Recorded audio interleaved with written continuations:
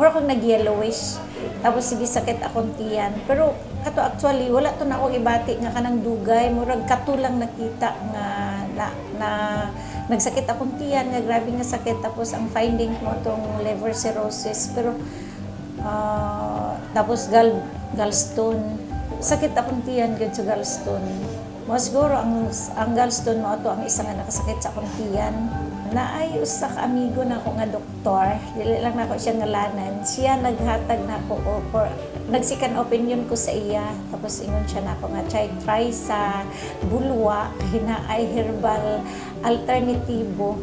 Medical doctor.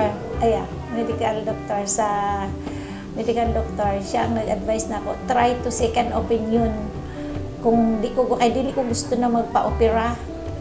So, nag-try ko sa alternative, kandoxaling sa bulwa. First step is cleansing. Tapos, more fruits. All cleansing, ang all products sa alternative. Ang tanan nga dosage, akong gisunod after cleansing. So far karon okay na gyud, as in okay na gyud. Tapos, after sa ako, nagkuan pa, kanang liver cancer ang akong father-in-law, mas liver cancer. Nag-admit siya sa medical hospital, tapos ang akong gibuhat gigawas na ko after 1 week.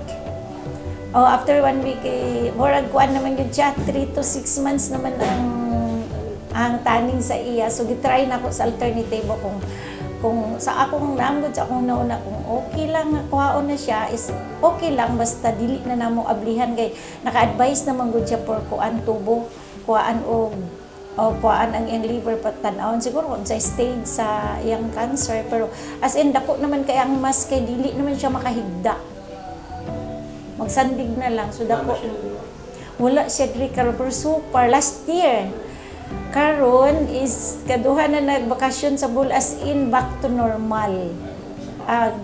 First is gikan sa Lord, second is the alternatibo nako. Doc, salamat kaayo sa alternatibo. Kay kung wala ang alternatibo, wala na akong father-in-law. Kay kung na-open to siya, so waiting na gid siya for kuan sa chemotherapy. Sa karon, so far sa karon is cured na. Tapos wala na ko ibati, pero nag-maintenance gihapon ko sa mga katong mga fruit juices, vegetables, tapos kuan kanang fulvic, charcoal, magnesium, B-complex, all gyapon mga ang tanan na mong gigamit is whole family is alternatibo na.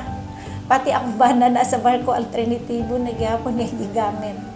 Kay diabetic man gyapon siya. So far karon nga sa tanan namong nga tambal nga gigamit, kung wala siya nakatake, gahion man sa jag-ulo sa una, kay dili magtuo lagyan ng herbal.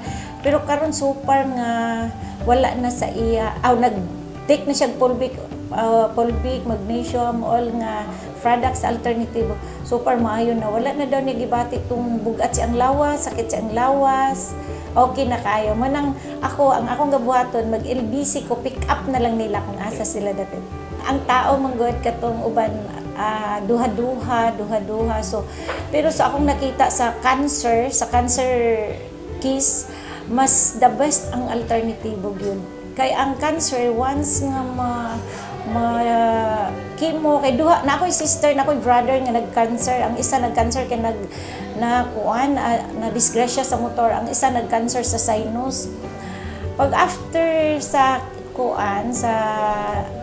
chemo o kanang radiation, murag no choice na, waiting ka na lang yun after the 2 months to 3 months. Pero kang alternatibo, nasa ko'y usa ka friend nga ako siyang gidala diri kay breast cancer. So far karon ika-3 na nako nga ika-4 na siya nga patient nga murag naayo gid ako sa alternatibo nga product. Is karon is success gid ang iyang breast cancer. Success ang iyang breast cancer. Ang unang step nga among gibuhat is nag-cleansing for 2 times. Wala siya nakauban karon.